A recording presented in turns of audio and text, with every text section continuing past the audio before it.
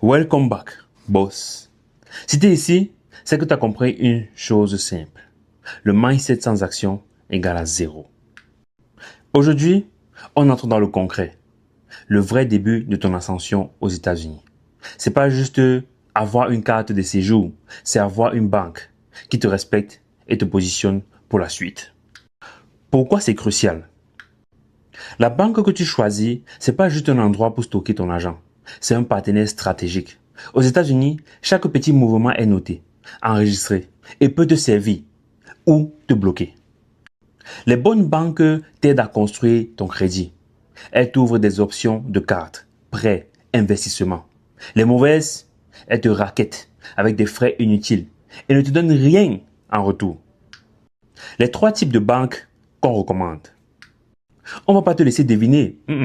Voici les meilleures banques pour toi, surtout si tu es encore en train de te stabiliser ici. Chime, je vais prononcer en français. C-H-I-M-E, Chime. 100% en ligne, pas de frais, dépôt rapide, parfait pour début. Petit commentaire vite fait, je sais que nous les Africains, on a un problème avec ce qui est 100% en ligne. On aime les institutions physiques, n'est-ce pas? Qu'on puisse être capable d'aller dans un bureau, parler avec une personne et tout. Ce n'est pas grave, je vous donne d'autres options.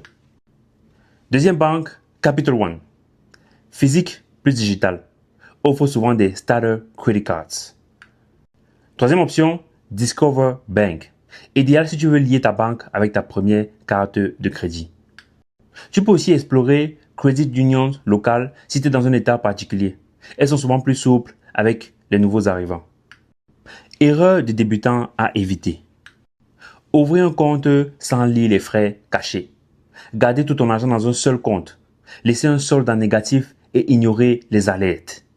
Frère, une banque, c'est comme une relation. Si elle te manque de respect, tu changes direct. That's what I'm talking about. Ce module, c'est le début de ton empire. Commence petit, mais commence propre. Une bonne banque aujourd'hui, c'est un crédit solide demain. Et un leverage, un levier puissant après-demain. Dans la prochaine vidéo, on parle de ce que 90% des gens ignorent, le crédit américain, et comment il peut changer ta vie ou la détruire si tu joues mal.